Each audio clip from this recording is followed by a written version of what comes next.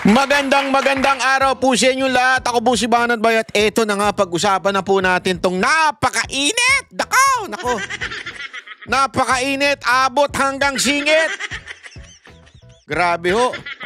Kakaiba ho itong revelasyon ho na ito. Grabe, sabi nga talaga nila, wala talagang matatago eh. Ika nga, sabi nga, di ba, ng banal na kasulatan, everything will be revealed.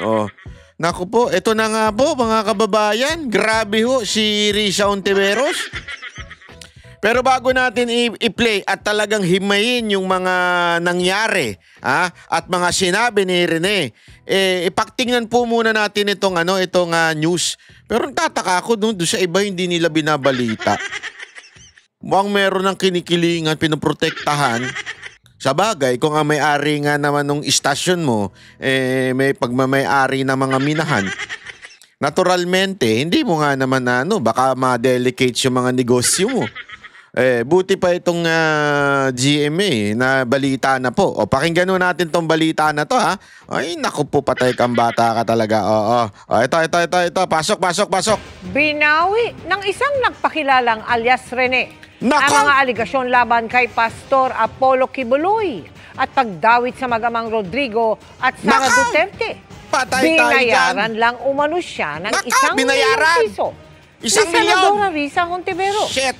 Tinawag naman itong kasinungalingan ng senadora. Aba, ala namang aminin niya. Pero siyempre, alam na, expected na natin yan. Kahit yung dati niyang issue. Diba? Lagi naman niya dinidina yung mga issue eh. Lahat ng issue ni Hontiveros, issue sa PhilAm, at saka yung issue doon sa, yung isa pang witness din, yung tanim witness. Meron din siyang isa pang issue tungkol dyan eh. This is not the first time. Pero binawi, lagi niya man yan tinatanggi. Consistent sa pagtanggi. Nakatutok si Sandra Aguinaldo. Pebrero noong nakaraang taon nang iharap ni Senadora Risa Hontiveros sa pagdinig ng Senado ukol sa mga umunoy pang-aabuso sa mga miyembro ng Kingdom of Jesus Christ ang isang lalaking nakatakip ang muka at pinakilala bilang si alias Rene. Si alias Rene ay hardinero raw sa Glory Mountain property ni Pastor Apollo Kibuloy sa Davao City na nakaranas daw ng pananakit sa kamay mismo ni Kibuloy at sexual na pang-aabuso sa ibang miyembro ng KOJC. Pero isa sa pasabog na pahayag noon ni alias Rene, ang nasaksihan raw niya nang dumalo umuno kay Kibuloy sina dating Pangulong Rodrigo Duterte at noy Davao City Mayor Sara Duterte. Sandali Pakinggan natin yung boses, yung tinig ni Rene. Minsan po pumupunta din po doon si former President Rodrigo Duterte at former Mayor, Davao Mayor Sara Duterte. At pag umaalis na po sila doon sa Glory Mountain, dala na po nila yung mga bag. Na siya pong bag na nilalagyan po ng mga baril. Nakita mo ng sarili mong mata na inilabas ang laman ng mga bag at ang lamang ito ay mga baril na iba't ibang klase. Yes po, Madam Chair. Pero ngayon sa isang video na pinost sa YouTube at Facebook account ng isang pagtanggol Valente, lumutang ang isang lalaking nagsasabing siya si alias Rene. Nagpakilala siya bilang si Michael Maurilio at binawi ang kanyang mga alegasyon sa pagdinig ng Senado. Ako po yung witness, kinuwang witness ni Sen. Risa Hontiveros na nakatakip yung muka. Sandali.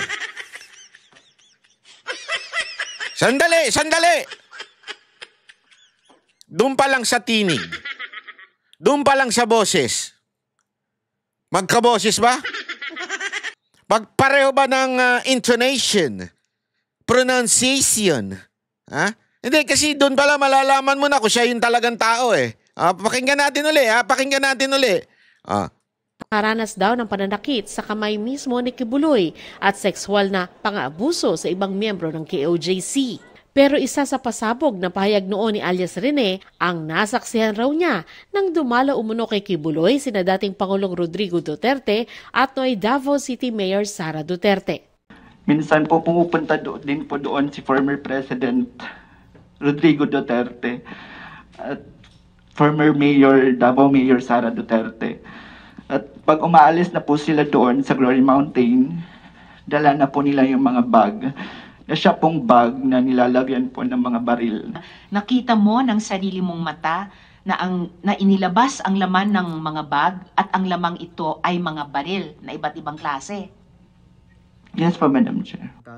Pero ngayon, sa isang video na pinost sa YouTube at Facebook account ng isang pagtanggol Valente, lumutang ang isang lalaking nagsasabing siya si alias Rene.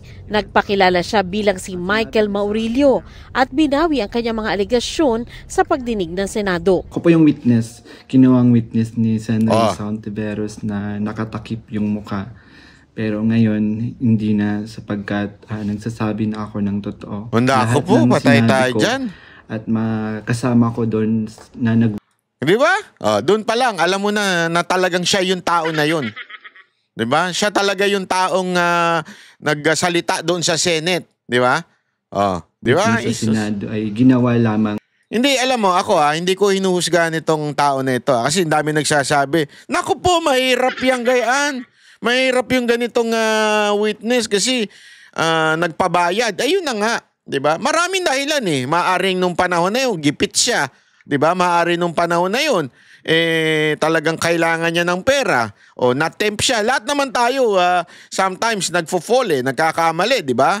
O malay niyo nung time na 'yon, talagang wala tapos nakonsensya. Hindi kasi tandaan ninyo, grabe yung akusasyon dito. Mamaya papakinggan natin yung mga sinabi sa kanya na sabihin sa Senado ni Sen. Risa upang papagsakin si Pastor at ang buong kingdom. Aniya, dinagdagan umano ng abogado mula sa opisina ni Senadora Riza Ontiveros ang kanyang affidavit. Wala rin katotohanan ang sinabi niya ukol sa mag-amang Duterte. Naku po! Din yung aligasyon na sa di umano ay nasaksihan ko tungkol sa mga baril na sangkot sina Sara Duterte at dating Pangulong Rodrigo Duterte na hindi naman totoo dahil wala naman akong nasaksihan na ganoong pangyayari. Sabi pa ni Maurilio, binayaran umano siya ng 1 milyong piso para sabihin ang mga bagay na ito. Pinatira din daw siya sa isang kondo nung panahon na yon.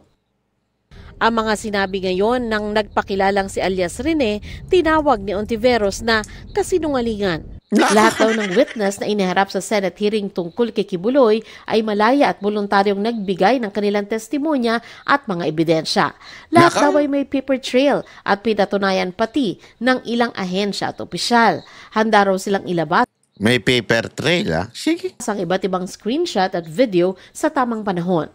May rason daw ilalabas mo sa tamang panahon Dapat forthwith din yan. Dapat forthwith din yan. Para maniwala na pinilit o binayaran ito para madiskaril ang mga criminal proceedings laban sa pastor at pagbantaan ang kanyang mga staff at iba pang witness na nagsalita laban kay Kibuloy. Naghahanda na raw sila ng legal na hakbang laban sa anyay harassment at intimidation. Hindi raw nila palalampasin ang mga... Ay, sige, wag mong palagpasin. Ganito gawin mo, magdemanda ka, patawag mo, pahiring ka. Talaga na magkaalaman tayo. Tingnan natin. Nasa likod ng pananakot na ito. Sinusubukan pa namin kunin ang panig ni Kibuloy at ng mga Duterte. Para sa GMA Integrated News, Sandra Aguinaldo. Hindi, kaya nga maganda yan Sabi mo, sige Hindi mo hindi mo to palalagpasin. Sige, tingnan natin. Imbitahan mo sa hearing. Idemanda mo na magkaalaman sa korte. Huwag yung puro satsat. Hindi kasi may balita ako, may nangangatog daw May nangangatog may nagagalit na daw sa somewhere out there diyan sa banda sa may yun sa may ilog. May nagagalit daw Bakit di daw naayos to Bakit daw nadadamay daw yung nako. Hindi ko na lang sasabihin kung sino nadadamay pero may nadadamay daw Ay, nako po, tingnan nga natin. Pakinggan natin to si Rene, Tingnan natin kung ano ba talaga yung kanya sinabi at tingnan ninyo kung si Michael Maurilio alias kung credible at kanyang sinabi. Pakinggan. Hindi po ako pinilit na magsalita ng katotohanan. Kusang loob ko pong inilalahad ang mga nagawa kong kasalanan at mga plano laban kay Pastor Apollo C. Kibuloy at sa Kingdom Ministry. Ako po yung witness na Ako po yung witness, kinuwang witness ni Sen. Risa Ontiveros na nakatakip yung muka. Pero ngayon, hindi na sapagkat nagsasabi na ako ng totoo. Binayaran po ako ni Sen. Risa Ontiveros para mag-testify laban kay PRRD, VP Sara at kay Pastor Apollo C. Kibuloy. Lahat ng sinabi ko. Talagang talagang gusto nitong bumagsak ang Duterte. Di ba? Yun ang Ako naniniwala ko, si Pastor Kibuloy is just masasabi nating nadamay lang. Pero ang talagang target dito, ang mga Duterte. Si VP Sara Duterte. Ngayon pa lang lumalabas na di ba? Nung tinanong siya kung may plano bang tumakbo to si Ontiveros sa 2028, di ba? Dito ba lang, alam mo nang, may motibo na. Again, we're not saying na totoo itong sinasabi nito. Kaya lang kasi in every crime, you have to know the motive. Di ba? Kailangan mong malaman kung sino ba yung mga may motibong, kung halimbawa, pinatay.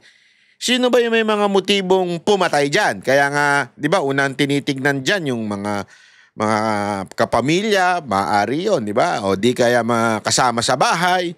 Kasi may motibo. Lalong-lalo na pagka yung asawa ay makikinabang ng malaking pera doon sa tao, di ba? Halimbawa, yun yung ang tawag doon yung motive, di ba? Dito, sino ba ang may motibo talagang pabagsakin ng mga Duterte? VP Sara Duterte. Alam na natin, di ba? O yung mga tatakbo sa 2028. Mo ibig sabihin, pasok. Hindi ko sinasabing totoo sinasabi nito, pero pasok si Ontiveros. Doon sa may motibo. Kasi nga, sabi niya, di ba? Pwede. Pwede tumakbo sa 2028. At kasama ko doon na nag-witness sa Senado ay ginawa lamang ni Sen. Risa upang papagsakin si Pastor at ang buong kingdom at kunin ang kanilang mga ari-arian. Ngayon po ay hinahanap at tinatakot ako ni Sen. Risa. Ako po ay dating full-time worker ng Kingdom of Jesus Christ na pinamumunuan ni Pastor Apollo Kibuloy. Na-convert ako noong 2015 at naging full-time noong 2019 kung saan na-assign po ako sa Glory Mountain sa Davao City. Lumabas po ako ng 2021, ngunit nagpaalam po ako ng maayos at pinayagan naman ako ng Kingdom dahil may balak po akong bumalik pagkatapos ng ilang taon. Noong January 2024, nag-vlog po ako kasama ang isang ex-full-time na si Lawrence Capuno dahil nagsimula na noon yung unang pagdinig na sa Senado sa pangunguna ni Sen. Risa Ontiveros tungkol sa mga aligasyon ng sexual abuse at human trafficking na isinampalaban kay Pastor Apollo Kibuloy. Sa vlog na yun, pinasinungalingan namin yung mga claim ni Blenda Portugal alias Amanda at nung iba pa na pawang kasinungalingan lahat. Nung February 2024, kinontak ako ng isang ex-full-time na si Shishir Bandari at inalok na maging witness sa Senate investigation ni Senador Risa kapalit ng financial assistance. Pumayag ako dahil sa panahon din yun, nangangailangan din ako ng pera. Binigyan ako ni Shishir ng email ng opisina ni Sen. Risa. Grabe, talaga nagre-recruit sila no? Dito sa kwento nito, nagre-recruit talaga. Yung dating kasama din sa mga witness, kuno, ni Ontiveros, nagre-recruit sila. Tapos, ang talagang point person nila ay office ni Ontiveros. Ay, pambihira, Alam mo, magtayo ka na lang ng agency. Witness agency. Gago!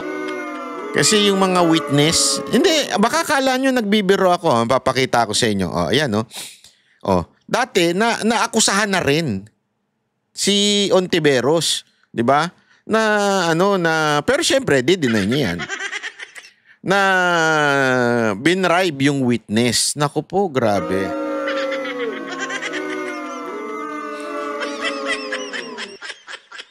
Paano na, mga pawok? Hindi kasi yung mga walk-walk, mga Gen Z, di ba? Bilib na bilib sa akbayan-akbayan. Yung pinuno ninyo, involved, di umano, alleged, di ba? Sa bribery ng mga witness. Yari na to. Anak ko po, Diyos ko po. Upang magpadala ng formal na email, kahit ano ang aking sabihin daw. Sabi niya kapag nakipag-usap ako sa kanila, sabihin ko lamang na taga-kingdom ako at lumabas na sa ministry at idagdag ko daw na sinasaktan ako ni pastor. So sa aking email, sinabi ko doon na galing ako sa kingdom at lumabas noong 2021. Ilang araw pagkatapos noon, kinontak ako ng isang staff ni Sen. Risa na si Fiona upang makipag-meet sa akin through video call. Sa pag-meeting namin kay Attorney J. Becama, Chief of Staff ni Sen. Ontiveros, pinagawa ako ng affidavit tungkol sa mga gawain ko sa loob ng kingdom, mga transaction at operation na kinasangkutan ko. Ang isinulat ko doon ay pawang mga personal kong experience lamang at wala akong binanggit na pananakit, sexual abuse o human trafficking sa aking salaysay. Grabe. Matapos kong ibigay yung affidavit, muli kaming nag-meet ni Attorney Becama. Pagkaraan ng 2 araw, binigyan niya ako ng revised affidavit na naglalaman na ng mga karagdagang aligasyon ng pananakit ni Pastor na hindi ko naman naranasan o nakita. Kasama rin dito yung maling pahayag na ako daw ay na-assign sa SMNA News kahit hindi totoo dahil ako ay nasa Glory Mountain mula 2019 hanggang 2021. Nandun din yung aligasyon na sa di umano ay nasaksihan ko tungkol sa mga baril na sangkot sina... Nako, wait lang ha. May nagsasabi kasi din para daw nagbabasa. Nagbabasa ba yan? Hindi, maaari sabihin ng iba, tumitingin-tingin sa ibang direksyon. Kasi pwede naman yun. Ako ba, nakatitig ako sa camera all the time? Nakaganyan ba ako? Patatat. Hindi. Ang dami kong tinitingnan. Ang dami kong, alam mo yun, madami kong kasi malikot yung mata. Hindi ibig sabihin, nagbabasa na kagad. Gusto nyo nagbabasa? Ay, nako. Gusto nyo ba nagbabasa? Ito, papakita ko sa inyo yung talaga nagbabasa. Dito, talaga nagbabasa siya. Kasi kung sasabihin ninyo, nagbabasa, dito talaga makikita ninyo, talaga nagbabasa itong tao na to. Dito sa mismong, pakita lang natin, baka sabihin ninyo Kasi yun ang aligasyon ng iba, nagbabasa daw ayan, eto talaga nagbabasa. First hearing, so please stand up. 1,000 po ang aking goal everyday. Na yan talaga nagbabasa. Nagpanggap po akong PP at BIN. Kung hindi ko po ito maabot, ay papaluin po ako at di pa ako papakainin. Pag bare months naman po, o mula September to December, ay mas puspusan pong aming pamamalimos. 1.5 million pong aking goal na kailangan ko makuha at maibigay kay Kibuloy sa loob po ng 4 na buwan. Kaya 8 AM to 11 PM ako namamalimos. Halos wala na pong pahinga at kain. Di ba? Pareho sila ng tono ng boses. Siya yun At least ito, mga kababayan, talagang walang binabasa. Alam niya yung sinasabi niya. Di ba? Hindi niya yung parabagang, ito, talagang literal. Hindi mo alam yan? Ba't mo binabasa? Ito talaga, alam na alam niya yung sinasabi niya.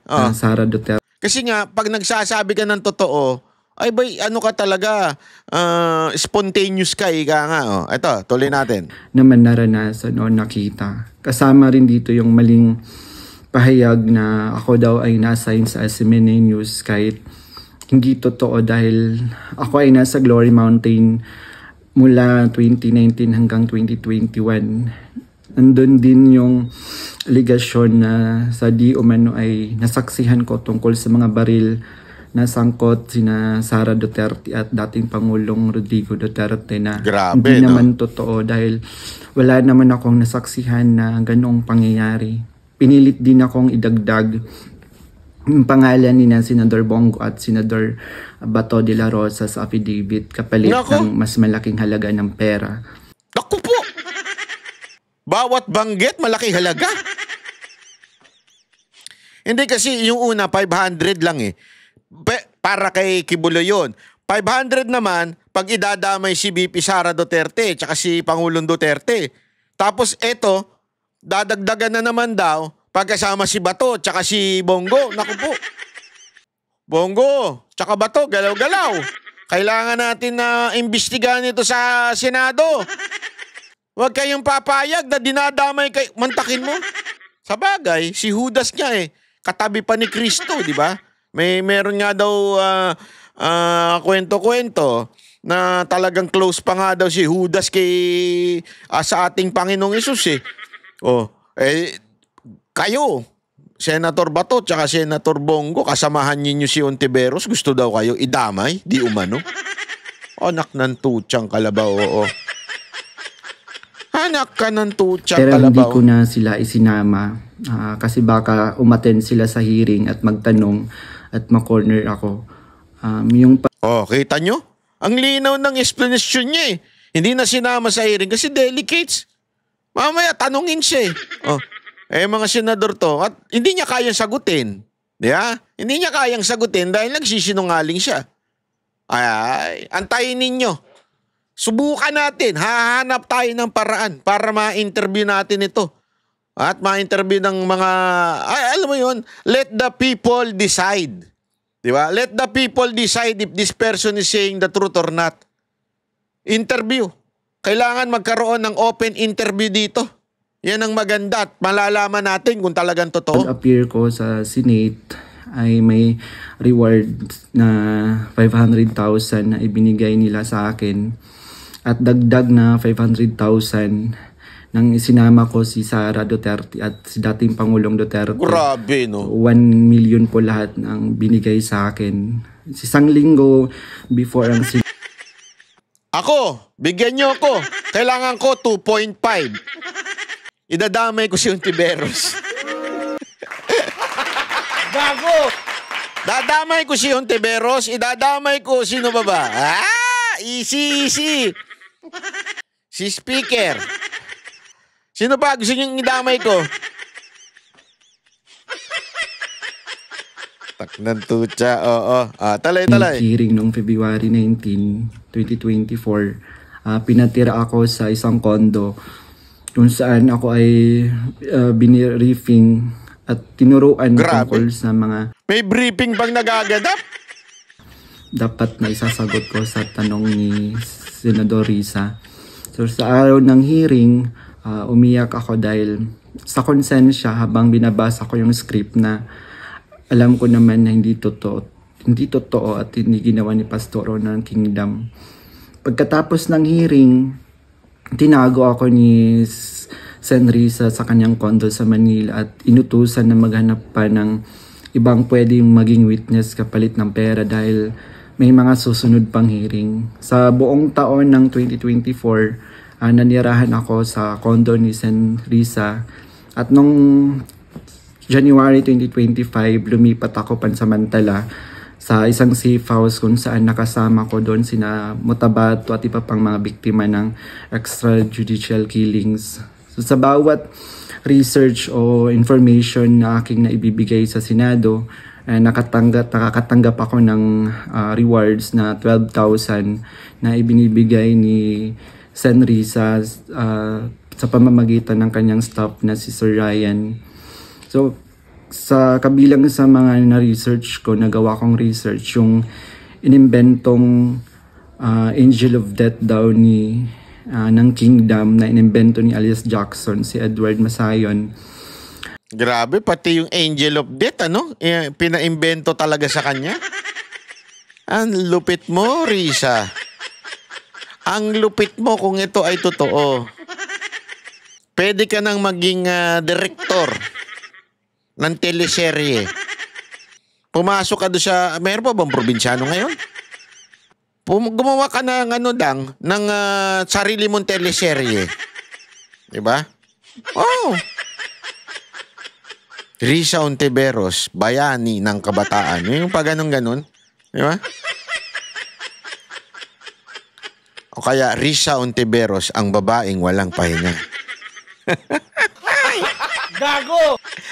Banat bay talaga, oo. Kabilang doon yung na-research ko yung mga member at yung mga general na nag-courtesy call kay Pastor.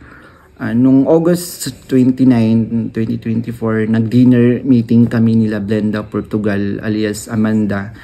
Kasama ang kanyang legal team na sina Attorney Joanna Paula Domingo at ng Office of the Special Assistant to the President at si Attorney Ian Interina at yung kasama yung abogado ko na si Attorney Ange May Bagudyo sa isang hotel sa Quezon City.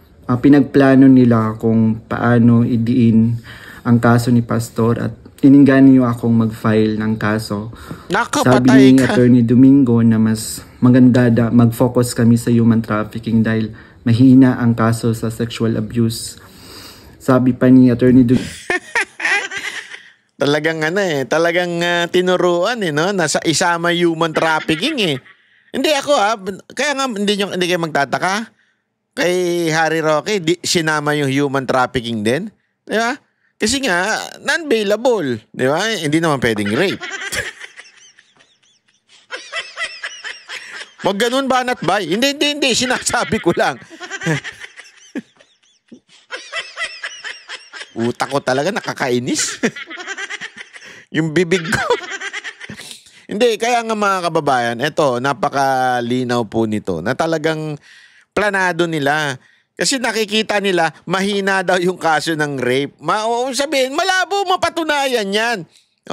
Kaya nga, di ba may kinikwento ako sa inyo, kung maaari ko lang sana ikwento kung anong nangyayari sa loob ng trial patungkol kay... Naku, ayoko na lang magsalita, pero talagang sabit to ang mga witness na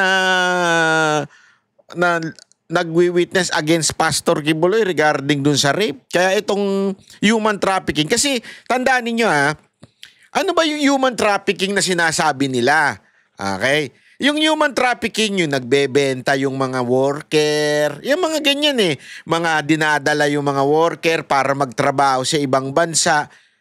Hindi human trafficking yan. Sa lengguwahe ng relihiyon, yan po ay training. Kasi alam nyo, lalo na kayong mga lumaki sa Christian church, kayong mga meron tayong tinatawag na na by faith, alam nyo yun? Naalala ko dun sa dati kong church, talagang ganun yung mga worker, living by faith.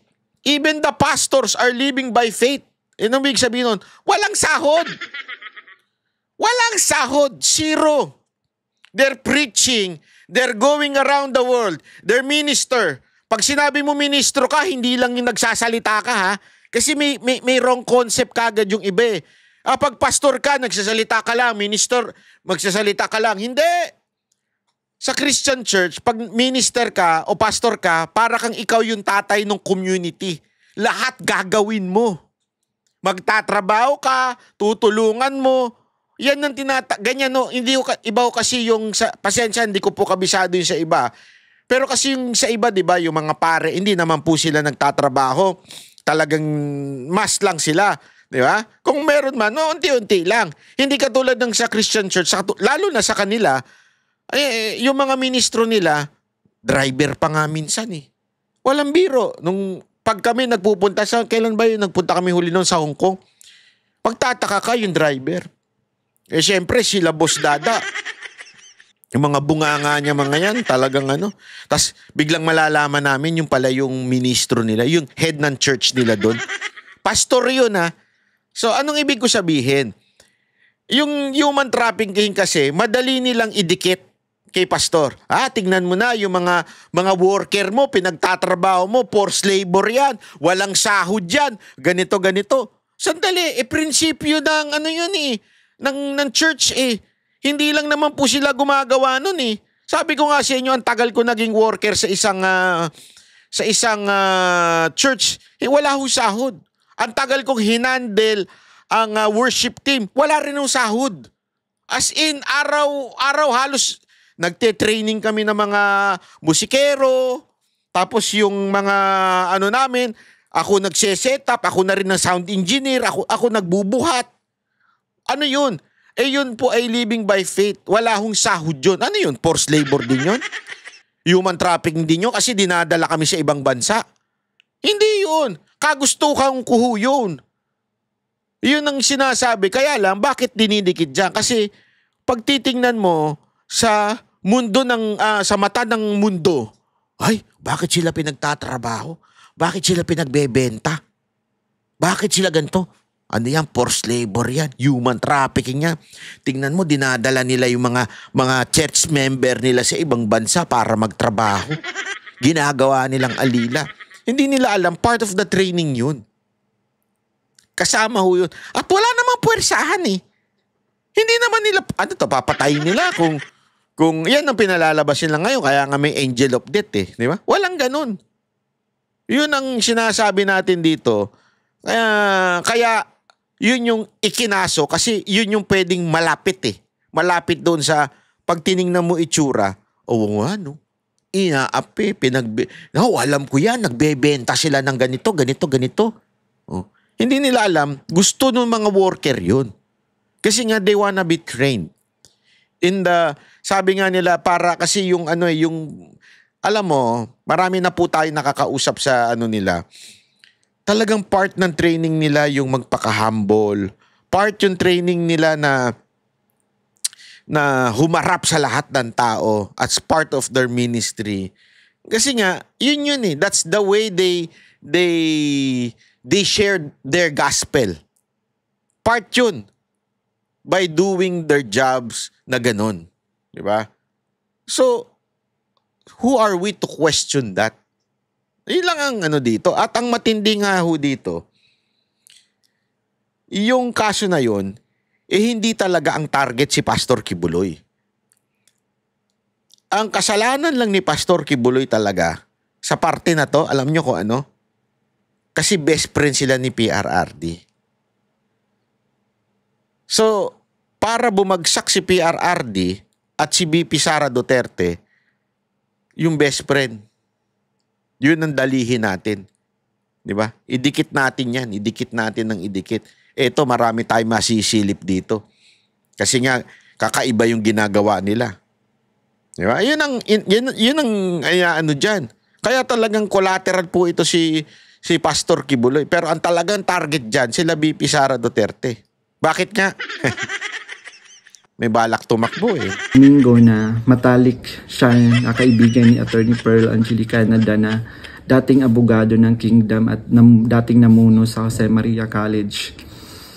Ayon sabi ni Attorney Domingo, sabi sa kanya ni Pearl na umalis na sila sa Kingdom at alagaan mo daw si Amanda at siya na ang humawak ng kaso laban kay Pastor.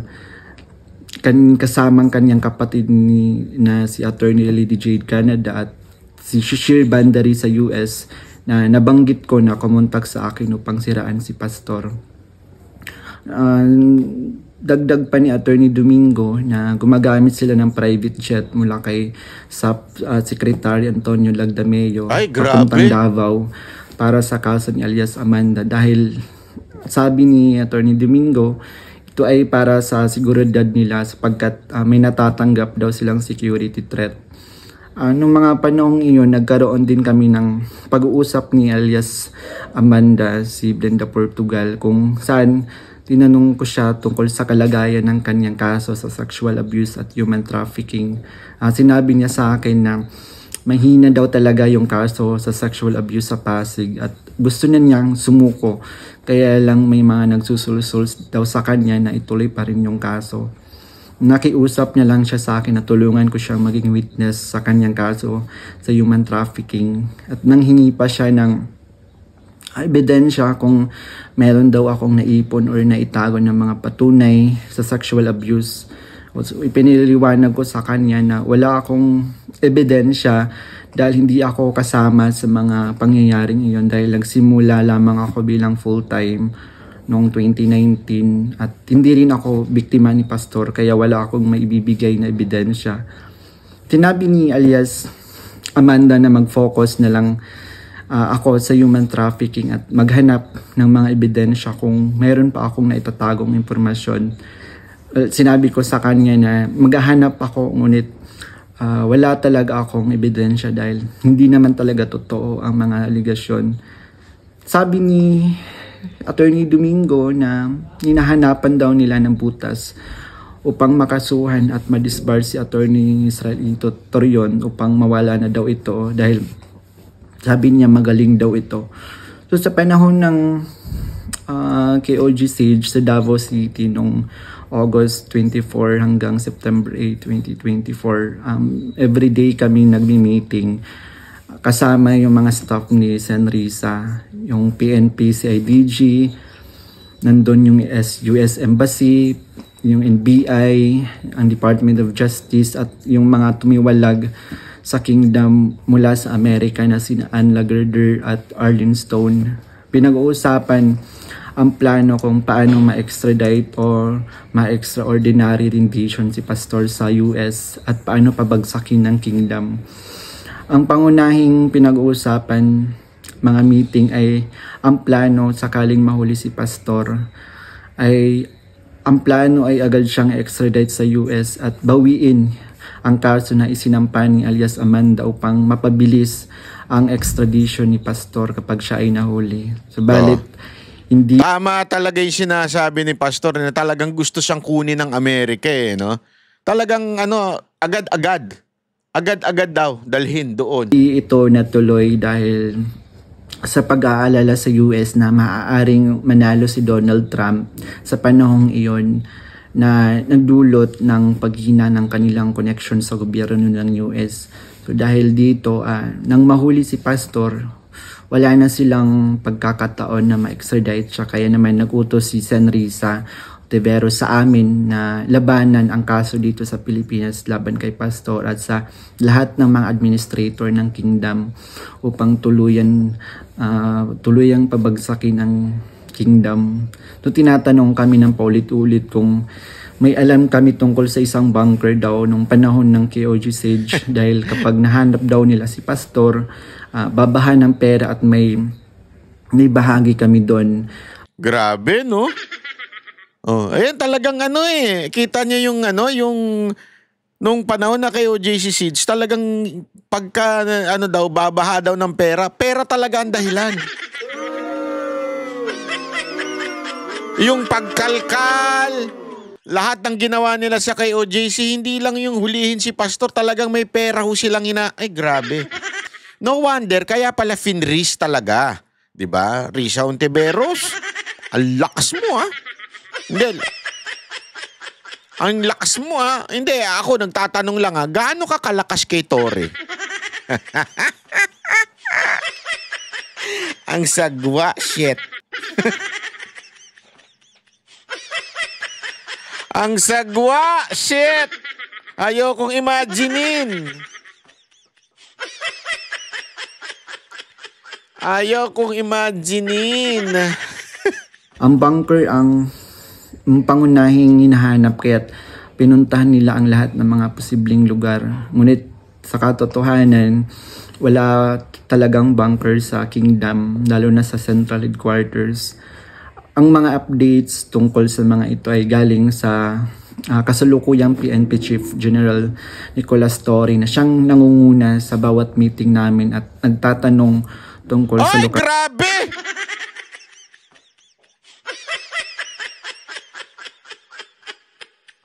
Damay si Ontiveros, damay pa si Torre namumuno sa meeting. Gago! Naku po, kailangan sagutin ito ni Torre. Bakit sa balita hindi kasali si Torre? Dapat sagutin ni Torre ito. Ng bunker. Kasama ko rin sa mga meeting na yon sina Edward Masayon alias Jackson na pumasok sa Kingdom Compound na nagkunwaring pulis dahil siya daw ang nakakaalam kung saan ang bunker. Kasagsagan ng Sage, nag-message sa akin si Fiona, staff ni Risa, na sa pamamagitan ng WhatsApp na sinabi niya na dapat ko daw tanggalin sa kaso ko si June Andrade dahil isa daw siya sa amin na nagbibigay siya ng mahalagang impormasyon. So ipinaalam ko sa kanya na ipapasa ko muna ito sa aking abogado. Pero ngunit isang linggo pagkatapos nun, tinanong ulit ako kung may contact ako sa Kingdom dahil hindi na raw mahanap si June Andrade. Hanggang ngayon, hindi na siya natanggal sa kasong pinafile sa akin. Nung November 5, 2024, nagkaroon kami ng meeting. Grabe, kasama no? sina Undersecretary Nicholas T. ng Department of Justice at 4 pang prosecutor. Kasama pati DOJ. Oh, grabe to. Grabe to, mga kababayan. Naku po, matindi ho ito.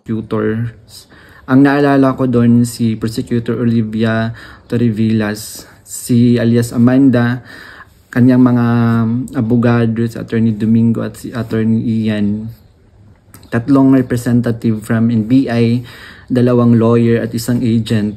Ang sabi ni Yusek sa amin, bawat isa sa amin na nag-witness sa Senate investigation na ginawa ni Risa ay may naka-assign na mga administrator ng Kingdom na kakasuhan namin. Meron reward na 1 million pesos kung magfa-file kami ng kaso laban sa kanila. Upang tuluyan na daw masira at mawala ang Kingdom at makuha na nila yung mga ari-arian ni Pastorat ng Kingdom. Grabe, no? Pera talaga. Pera talaga. Tapos, para masira pa mga Duterte, kunik-kunik na talaga.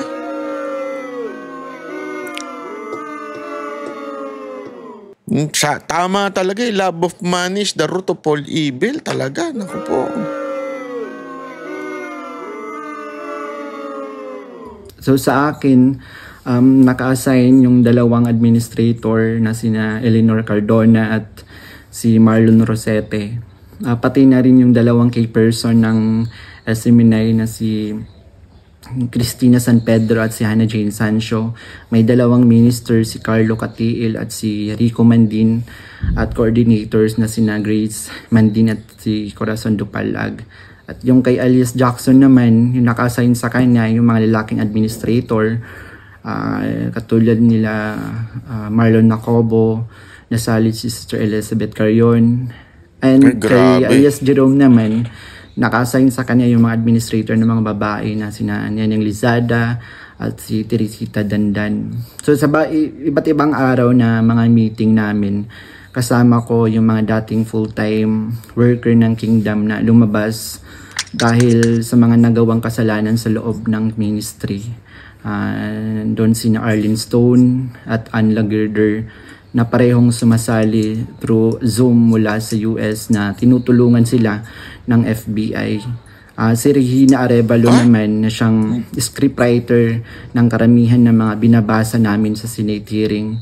Pati na rin yung mga kasama kong mga fake witness na sina Tirao alias David, si Edward Masayon alias Jackson, si Juar Olimba alias Jerome, si Renita Hernandez, si Glenda Portugal alias Amanda, at kasama yung Chief of Staff ng Office ni Sen. Risa na si Attorney J. Becama at yung staff na si Fiona at si Faye. So hanggang sa ngayon, paggawa ko ng affidavit, patuloy ang surveillance at mga planong raid sa mga ari-arian ng Kingdom, kabilang ang mga Kingdom Light Congregation sa iba't ibang bahagi ng Pilipinas, yung SMNI building sa Makati, yung KOG Central Headquarters sa Davao. Bukod dito, tinatarget din yung mga anak ng mga full-time workers bilang mga biktima daw ng human trafficking at child abuse. Ngayon po ay lumalabas ako upang ilahad ang katotohanan na ang lahat ng ito ay gawa-gawang kaso at plano lamang pabagsakin si Pastor at ang buong Kingdom Ministry at kunin ang kanilang mga ari-arian. Hindi ko na masikmura yung mga ipinapagawa ni Sen. Risa na kasinungalingan at ang pamimilit niya na magsampa ako ng kaso kapalit ng pera. Wala pong ginawang mali si Pastor sa akin. puro kabutihan ang aking naranasan habang nasa loob pa ng kingdom. Lahat ng ito, sinabi ko ay upang ipagtanggol ang katotohanan kahit nakakatakot dahil sa mga malalaking tao yung sangkot. Pero ito na yung panahon upang tumindig para sa katotohanan at humihingi ako ng tawad sa kingdom family, lalo na kay Pastor Apollo Kibuloy sa mga nagawa kong mali at kasinungalingan. Grabe. Alam nyo mga kababayan, ang tindi ho nito Talagang dawit po from the Office of the President, kay Torre, DOJ, at higit sa lahat si Ontiveros.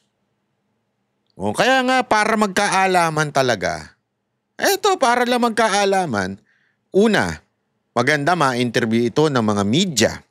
Diba? Akala ko ba mga media talagang investigative journalism, may mga ganyan-ganyan pa sila. But tahimik kaya ibang media? Nabigyan na kaya kayo? Nabayaran na kaya kayo? Para tumahimik at wag nyong interviewin tong mamang to. Malalaman natin. Pag hindi binalita, ay malamang bayad yan. Pag hindi in-interview, hinanap, malamang bayad yan. Yeah? Maganda ma-interview rin ito ng mga vloggers. Ito dapat ang pinag-uukulan ng pansin ng mga vloggers. Hindi kasi tandaan natin ito hindi about Pastor Kibuloy. Pastor Kibuloy is just a collateral damage, ika nga. Collateral damage lamang po si Pastor Kibuloy. Ang talagang target dito, BP Sara Duterte, si Rodrigo Roa Duterte, at pera. Nagkataon lang, lahat yun, merong kaugnayan kay Pastor Kibuloy. Yung pera, alam naman natin, di ba? Ang church money, alam natin yan. Mga yung mga yan mga faithful pagdating sa tithes. Pangalawa, malapit siya kay Duterte. Talagang target na target siya dito. Kaya, ngayon pa lang, makikita nyo na lahat ng malapit sa mga Duterte, tinatarget. Yeah? Lahat po talaga tinatarget. Ngayon. So, ang ibig sabihin po nito, napaka-importante. Na pag-usapan talaga ito ng mga vloggers. At sana, interviewin natin. Malalaman natin. Kasi 'di ba, yung alam naman natin yung mga akusasyon sa mga vloggers, bla bla bla. Huwag tayo maniwala diyan. Ayan ingay lang. Mas maganda, mas maniniwala pa ako na pag ikaw ay Duterte vlogger at hindi mo i-discuss to. Malamang sa malamang. Iyan yung tinatawag nila. Ano man, meron silang tawag dyan. Yung double agent. Ano ba? Utangin ng double agent dyan. Shit. Malamang. Kasi bakit ayaw niyong pag-usapan ito? Di ba? Sa dami-dami ng issue, ito talagang napakainit na issue. Malalaman natin, pag ang Duterte vlogger hindi ito diniscuss, amoy mo na. Amoy mo na. Merong ibang agenda. Yan ang una. Ay, yan ang pangalawa. Kaya nga sabi ko nga sa inyo matindi ho ito At sana, pangatlo, sana maimbitahan to sa Senado. Ngayon, malalaman natin kung sino ba ang talagang Senado na matikas sa mga Duterte supporter o sa mga Duterte allied na Kasi, again this is not about Pastor Kibuloy. This is about Duterte. Kaya we are calling on the senators who claim to be the supporter of Duterte. Pisa na natin sa pinakapogi. Ay, hindi, wag naman. Dali. Pangit yun. Pagka hinuli ko, pangit. Hindi, mali. Sorry, erase. Unahin na natin sa, siyempre, hindi re-electionist. Ayan. Si Senator Robin Padilla. We are calling. The Duterte supporter are calling on Senator Robin Padilla. Sino pa? We are calling on Senator number 1, si Bongo. Senator Bongo. We are calling on Senator Bato. Although ito si Senator Bato, siner niya ito Siner ni Senator Bato ito. Tingnan natin si Senator Robin at saka si Senator Bongo kung i-share nila ito. So, ito magandang reel to, title. Senate Challenge sa mga senador. Yan. Siyempre, sino pa? Si Marcoleta. Yan ang pinakamatikas. Actually, maganda. Makakuha ni Senator Marcoleta yung Blue Ribbon Committee. Ganda yun. Exciting yun. Di ba yun yung mga pag Blue Ribbon Committee, yan yung hindi pula Blue nga Hindi, Blue Ribbon Committee, yan yung sa mga sa mga katiwalian sa mga department, di ba? Ng ating gobyerno. So, ibig sabihin, napakaganda kung si Marcoleta malagay dyan sa Blue Ribbon. Napakaganda dyan. Pero, kahit hindi, pwede naman silang manawagan ng, ng hearing o ipatawag. Kung ayaw, kahit sa kanilang personal lamang na kakayanan.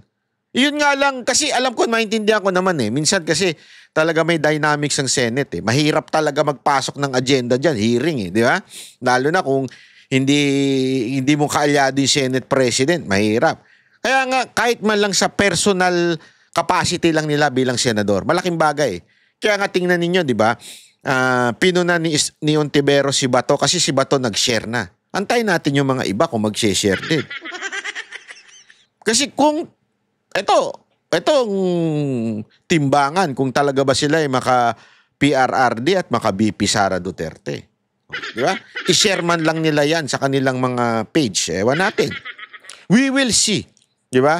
As the story develops, titingnan po natin kung ito bang mga to ay talagang masasabing kaalyado ng mga Duterte o during campaign lang sila kaalyado. Di ba? Pero ako, may tiwala ako sa mga yan. May tiwala ako sa mga yan.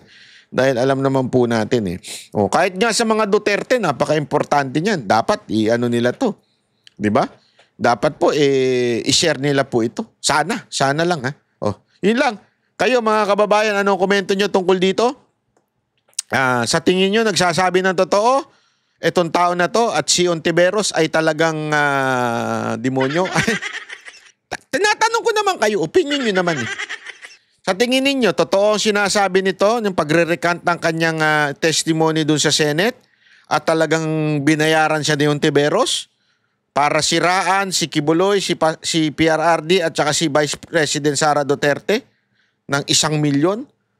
Tingnan natin. Sa bawat yan alam ko sa bawat testimony niya, meron din siyang siguradong bigay na gaganap dyan.